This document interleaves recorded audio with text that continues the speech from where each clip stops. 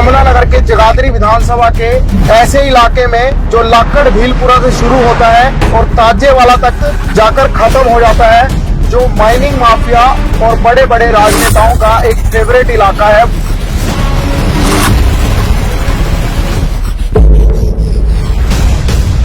इस समय माइनिंग जो है वो बंद है, पर हालात ऐसे हैं यहाँ पर लगातार खनन जारी है। पंचायती जमीनों को 100 फुट खाली कर दिया गया। एक अलग से नदी बना दी गई, जो फॉरेस्ट विभाग की जो यहाँ पर तमाम जमीन है उसको खत्म कर दिया गया। सेंट्रल गवर्नमेंट की जितनी भी जमीनें हैं उन्हें बर्बाद कर दिया गया। 100 फुट उन्हें खा गए और हाइडल की जमीन उसे भी बर्बाद कर गए माइनिंग माफिया।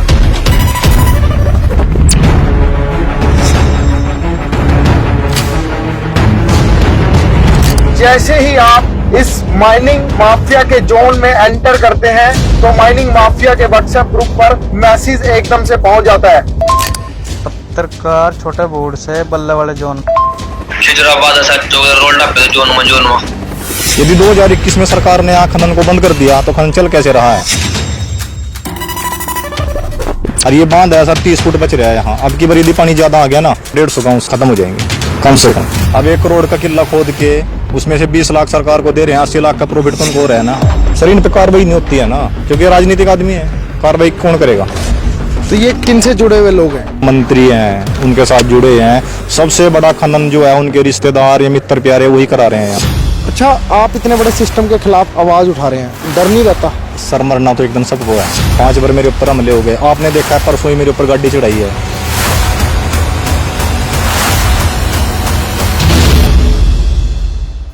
आज हम आपको दिखाएंगे माइनिंग माफिया गैंग की एक काली सच्चाई, जिसे पत्रकार दिखाने से बहुत डरते हैं, गुरेज करते हैं। तो आज हम आए हैं यमुनानगर के जगाधरी विधानसभा के ऐसे इलाके में जो लाकड़ भीलपुरा से शुरू होता है और ताजेवाला तक जाकर खत्म हो जाता है, जो माइनिंग माफिया और बड़े बड़े राजनेताओं का एक फेवरेट इलाका है, वो भी माइनिंग के लिए।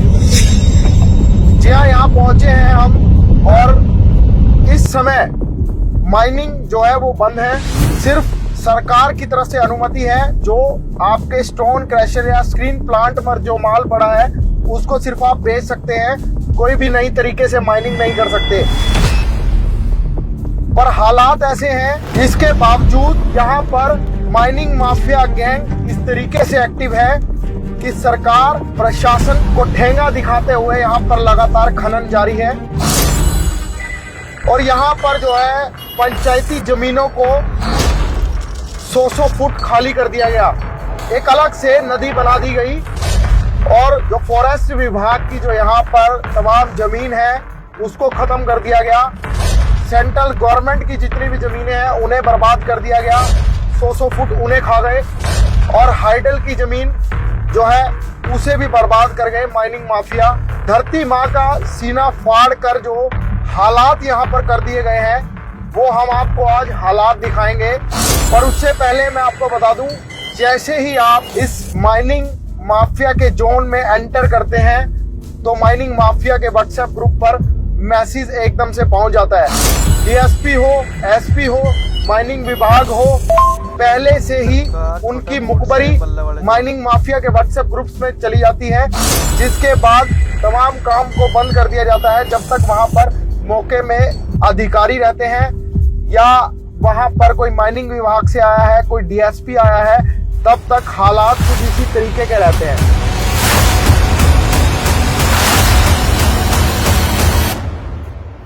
आज हम आपको एक एक्टिविस्ट से मिलवाएंगे जो बताएंगे तमाम यहाँ की सच्चाई, आखिर माइनिंग माफिया की या राजनेताओं की फेवरेट जगह क्यों है और कितने अरबों करोड़ों रुपए की यहाँ पर सरकारी संपत्ति से अवैध खनन कर यहाँ पर माइनिंग माफिया लगातार एक्टिव है। बताया जा रहा है इन माइनिंग माफिया के तार डायरेक्ट राजनेताओं तक जुड़े हैं, जिसके कारण कोई कार्रवाई नहीं होती। तो उन राजनेताओं का भी जिक्र एक्टिविस्ट करेंगे और तमाम तथ्यों के साथ बातचीत होगी कि किस तरीके से उनके तमाम रिश्तेदार इस पूरे माइनिंग माफिया गैंग में शामिल है और तमाम इस माइनिंग माफिया को गैंग को इस तमाम पूरे इलाके के अंदर चला रहे हैं। तो इस वक्त हम यमुना नदी के किनारे खड़े हैं, जहां के हालात माइनिंग माफिया ने बद से बदतर कर दिए हैं। बेलगढ़ के सामने देख सकते हैं, यहां से तमाम पूरा बांध का खतरा फिलहाल मंडरा रहा है। अगर 8 से 10 लाख क्यूसिक पानी आ जाता है तो 50 के 50 गांव तबाह हो जाएंगे। गांव वाले डर के माहौल में है। ये देख सकते हैं सामने यमुना है, इसका जो सीधा फेस है वो सीधा जा रहा था, पर खनन माफिया ने यहाँ पर सामने खनन कर करके इसका मुंह फिलहाल मोड़ दिया। हमारे साथ संजय भूड़कला है, एक्टिविस्ट, जो लगातार आरटीआई और कंप्लेंट के माध्यम से जो है लगातार अपनी बात प्रशासन तक पहुंचाते हैं। पर लेकिन इस समय माइनिंग बंद है और पीछे की अगर मैं तस्वीरें दिखाऊं तो माइनिंग फिलहाल इस समय जारी है। संजय हमारे साथ है। संजय, क्या कुछ बताएंगे? माइनिंग बंद है, माइनिंग जारी है, बांध पे इतना खतरा मंडरा है, नदी का मुंह मोड़ दिया गया, क्या कहेंगे? सर बांध तो यहाँ खतरे में है ही, लेकिन माइनिंग का सर ऐसा है 2016 से और 2021 तक ना यहाँ माइनिंग लीगल थी, लेकिन सरकार ने तो यहाँ बंद कर दी इसको 2021 में। लेकिन अब आप खुद देख के आए हो, सारे में चल रहा है यहाँ काम। माइनिंग कहाँ बंद है? माइनिंग तो ऐसी चल रही है, क्योंकि यहाँ कोई भी प्रशासन अधिकारी कोई भी आता है, यहाँ सबकी रैकिंग होती है यहाँ। मतलब कि किस तरीके से ट्रैप करते हैं? हम भी आए कई रास्तों से, तो कहीं ना कहीं कुछ मोटरसाइकिल पर लड़के बैठे हुए थे, नंबर प्लेट उनकी नहीं होती है और वो लगातार फोन से वीडियो बना रहे होते हैं। क्या वही लोग हैं ये फील्डर? सर ये सारे फील्डर होते हैं, इनकी ना तो कोई गाड़ी का नंबर होता है और ना कोई मोटरसाइकिल का नंबर होता है, कुछ नहीं होता है इनके पास, सिर्फ ये मोबाइल से रैकिंग करते हैं। तो ये क्या संजय पत्रकारों की भी फील्डिंग देते हैं या पत्रकारों की भी, कोई भी बड़ा अधिकारी? कोई भी अधिकारी है, ये पत्रकार से लेकर कोई भी अधिकारी है, सबकी रैकिंग होती है। तो मैं आपको कुछ रिकॉर्डिंग सुना देता हूँ, जो फील्डर्स अपनी फील्डिंग ग्रुप में जैसे ही कोई अधिकारी या पत्रकार यहाँ पर घुसता है तो किस तरीके से वो अपनी तमाम ये अपनी बातचीत व्हाट्सएप ग्रुप में डालते हैं। ये देख लीजिए। डीएसपी के टेरा बिछरौली रोड पे है भाई, एक है सियाज कार बिछरौली रोड पे, और सब क्या यमुनानगर में इंचार्ज पुलिस वाले बेलगढ़ खिजराबाद वाले सच्चो की बता वही बड़े बूढ़ छोटे बूढ़ से हटेगी। खिजराबाद वाले सच्चो रोल डब्बे पहुंच गई, रोल डब्बे पर खिजराबाद सच्चो रोल डब्बे जोन में मंडे वाला साइड नहीं आऊंगा, नैन वाला पड़ोस पा वहां खड़ी थी 0777 वाइट रंग की, 4-5 बंदे थे ड्रोन ड्राना। तो ये देख सकते हैं, हमारी भी डीएसपी की भी, एसएचओ की भी समेत हमारी फील्डिंग, क्योंकि हमने यहाँ पर ड्रोन उड़ाकर चेक किया था। क्या कहेंगे संजय, हम ड्रोन उड़ा रहे थे, उसकी भी फील्डिंग आई है? फील्डिंग तो सर सबकी आती है यहाँ, कोई भी रैंक का अधिकारी आ जाए, चाहे एनजीटी की टीम आ जाए, सबकी रैंकिंग होती है यहाँ। अच्छा। पहली बात तो खनन माफिया इतना एक्टिव है यहाँ के, यहाँ एनजीटी की कोई भी टीम आ जाती है ना सर, उसको ऐसी जगह ले जाएंगे जहाँ पर खनन कई सालों से बंद पड़ा हुआ है, उसको दिखा देंगे बंद है। और कुछ ऐसी जगह है जहाँ खनन करके पेड़ लगा दिए, एनजीटी की टीम क्या करेगी सर? ड्रोन उड़ाएगी, पेड़ देखेगी और चली जाएगी। लेकिन जहाँ पर खनन हो रहा है वहाँ को लेके जाते ही नहीं है। अब आपके सामने देखो सर, नीचे कितना खनन हुआ है, ये आता ही नहीं कोई यहाँ। और ये बांध है सर 30 फुट बच रहा है यहाँ। अब की बार यदि पानी ज्यादा आ गया ना तो ये बांध खत्म हो जाएगा अब की बार। मतलब कि पिछली बार तो मंदिर के किनारे से कई बार बांध टूट भी गया था, खतरा मंडरा रहा था। तो क्या लगता है अगर 8 लाख से ज्यादा 10 लाख क्यूसेक पानी आ गया तो तबाही है? अब भी बांध को खतरा है। तो क्या लग रहा है, खनन लगातार जोरों पे है, माइनिंग कह दी जा रही है बंद है, तमाम हमने ड्रोन शॉट्स लिए, कई एचएम पकड़ी, कई ऐसी गतिविधियां, क्या पत्रकारों को दिख गई, हमें दिख गई? क्या सरकारी अधिकारी है यहाँ पास में बेलगढ़ चौकी बनी हुई है, ये तमाम ट्रक्स गुजर रहे हैं, क्या इन्हें नहीं पता लगता? सबको पता लगता है, लेकिन अधिकारी क्या करेगा सर जब ऊपर से प्रेशर होता है? तो कौन शामिल लग रहा है आपको इस पूरी की पूरी? राजनीतिक हाथ है सर इसमें, सबको पता है सर। ये देखो यूपी के एफआईआर है, इसमें क्रिसर के नाम तक ले रखे हैं, मालिक के नाम भी है इसमें। मतलब कि यूपी में कहाँ पर ये खनन हुआ? ये सामने हुआ है सर यूपी में, ये हरियाणा और यूपी का बॉर्डर है सर यहाँ पर। ठीक है, इसमें 10-12 क्रिसर ऐसे हैं जिन्हें जो राजनीतिक संरक्षण में है, उन लोगों ने ही बहुत बड़े लेवल पे यहाँ खनन कर रखा है। उन लोगों के नाम पर्चे दर्ज हुए हैं, ये देखो सर इसमें है, ये देखो नाम भी लिख रखे हैं, लेकिन कार्रवाई तो होती है। कौन लोग हैं सर? ये है Ajay stone crusher, Soni Mahalakshmi crusher, Soni Shri Ganesh screen plant, Surendra Balaji screen plant, Rajkumar Jai Bhoomi screen plant, Hariom screen plant, Abhishek Shiv Shakti screen plant, Rajat Gurdayal Sarwara Abhishek. Sir इन पे कार्रवाई नहीं होती है ना, क्योंकि राजनीतिक आदमी है, कार्रवाई कौन करेगा? तो ये किन से जुड़े हुए लोग हैं? सब कंवरपाल के साथ जुड़े हैं, जो मौजूदा मंत्री है, कृषि मंत्री, मौजूदा मंत्री हैं, उनके साथ जुड़े हैं। सबसे बड़ा खनन जो है उनके रिश्तेदार या मित्र प्यारे वही करा रहे हैं। तो क्या इनमें से उनका कोई रिश्तेदार भी है? अमित है सर, जिसने मेरे ऊपर हमले भी किए हैं, उनके FIR भी है। आज तक कोई कार्रवाई नहीं उनके ऊपर हुई है। 5 हमले कर दिए उसने तो मेरे ये जो ऊपर। खनन इस समय मौजूदा चल रहा है वो कौन चला रहा है? सामने एक बार तस्वीर दिखा देता हूँ। तमाम स्टोन क्रशर चल रहे हैं। जूम करके मैं अपने कैमरामैन से अनुरोध करूंगा, जूम करके एक बार दिखाइए किस तरीके से यहाँ पर स्टोन क्रशर और स्क्रीनिंग प्लांट धड़ल्ले से चल रहे हैं, पर लेकिन ना ही इन्हें कोई पूछने वाला है और ना ही कोई देखने वाला है। क्या कहेंगे? बड़ी तेज आवाजें आ रही हैं, स्टोन क्रशर चल रहे हैं, क्या कुछ बताएंगे? सर पहली बात तो कोई अधिकारी यहाँ चेक नहीं करता है। अधिकारी आता है तो सिर्फ कागजों को चेक कर लेता है और चला जाता है। यदि यहाँ 2021 से खनन बंद है ना, तो इनके पोर्टल चेक करे जाए कि इनके पास से इतना माल कहाँ से आ रहा है, ये स्टॉक कहाँ से इतने बड़ा है, बिजली का बिल क्यों नहीं चेक होता है। टीम में सरकार ने इतनी बना रखी है कि एक भी यहाँ चेक नहीं करते, आती हैं और अपने कानापूर्ति करती हैं और चली जाती हैं। अच्छा, कुछ ये तो बात रही माइनिंग की। अभी बीच में हम बातचीत करते हुए आ रहे थे, आपने बताया कि कुछ इलाके ऐसे हैं जहां पंचायत की भूमि शमशान घाट तक नहीं छोड़े और तमाम सेंट्रल की ज़मीनें और ये अपना फॉरेस्ट डिपार्टमेंट की ज़मीनें ये भी तबाह कर दी। कहाँ के इलाके हैं? सर सबसे बड़ा तो है मेरी खुद की पंचायत है बुढ़कला। इसके गांव है कोलीवाड़ा, मंडेवाड़ा और नैनावाड़ा के गौशाला जमीन है, और केंद्र सरकार की जो 22 एकड़ जमीन है, इसमें इतना खनन हुआ है कि सर वहाँ 50-50 फुट तक खाई कर दी। अब उसमें पेड़ लगाए जा रहे हैं ताकि उस खाई को ये बंद कर दें, छुपाया जाए उसको।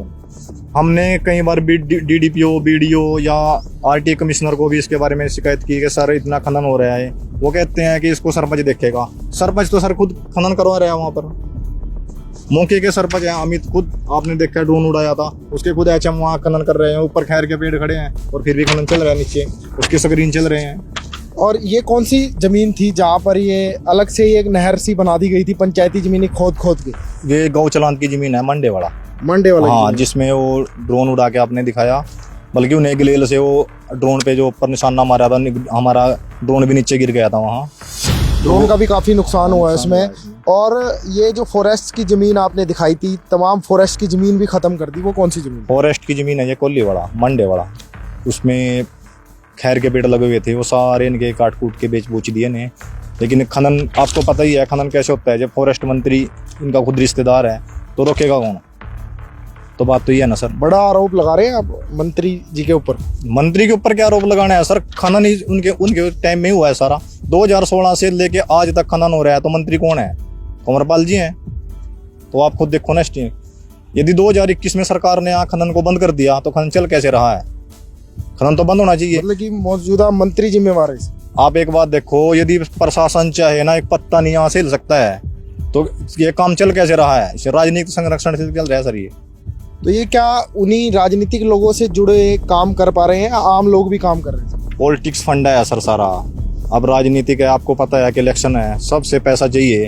अब ये क्रिस्टल स्क्रीन वालों को बोल देंगे हमारे को इतना पैसा चाहिए, अब रात दिन काम चलाओ। यानी काम 1-2 चौकी लगी है यहाँ बेलगढ़ में, यहाँ तो एक पत्ता भी नहीं ले सकता सर, आपको पता है इस चीज़ का।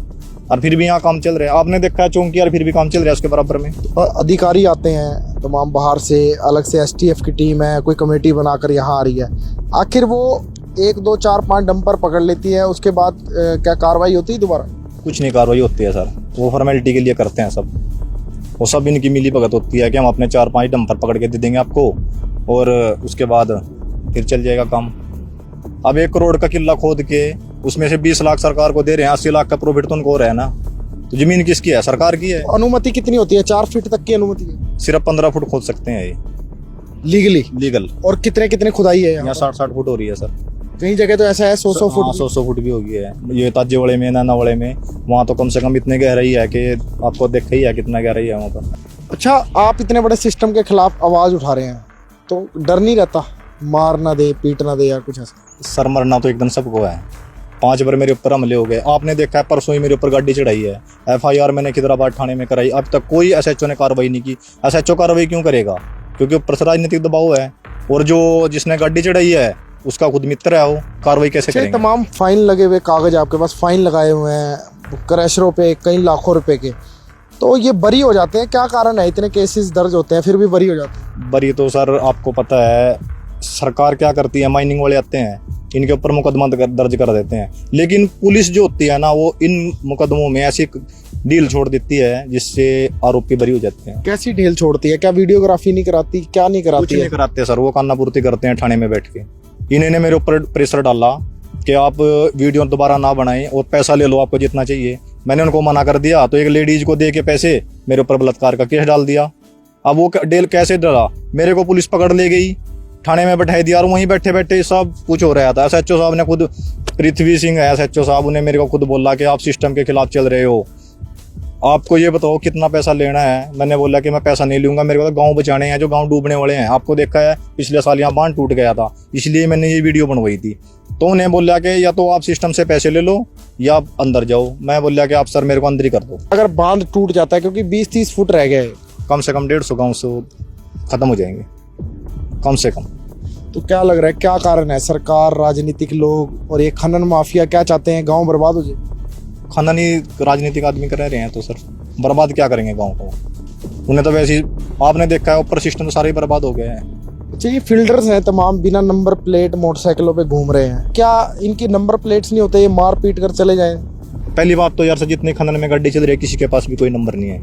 आपने खुद देखा है यहाँ ना, उनके पास सिर्फ एक टीम आई थी STF की, वो थी अशोक राठी जी की, जिसने यहाँ पर माइनिंग के लिए इतना सख्त आदेश कर दिए थे कि माइनिंग जो है नंबर 1 पे चल गई थी। अच्छा उनके जाने के बाद फिर वही सिस्टम है सारा।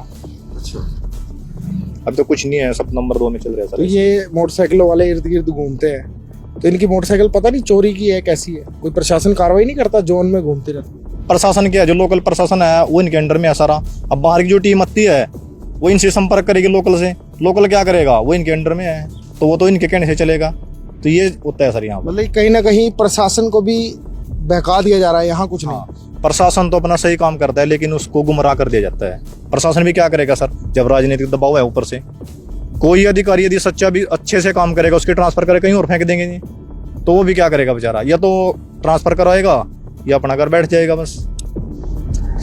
तो ये थे हालात इस समय जो आपको मैंने लाकड़वाला से जो आपको दिखाए तमाम ये तस्वीरें देख लिए, मंजर पूरी धरती माँ का चीना चीर दिया गया है।